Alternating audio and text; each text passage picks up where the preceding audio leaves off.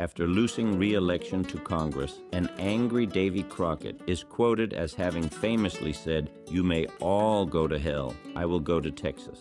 Thinking a revolution was imminent in Texas, his decision to come to an outpost in what would become the city of San Antonio would prove to be a fateful one. It was here that he made his heroic last stand, while defending the Alamo against Santa Anna's and his army. Present-day San Antonio is more than just the home of the Alamo. It's become an incubator of innovation, a vibrant hub of multiculture. And as a UNESCO Creative City of Gastronomy, the food scene here has become an outpost of incredible places to eat. I'm obviously no Davey Crockett, but I have come to San Antonio for a revolution, one you've probably never heard of, a revolution that was started in the 1880s by a group of enterprising women, one that many say was the very beginning of something called Tex Mex.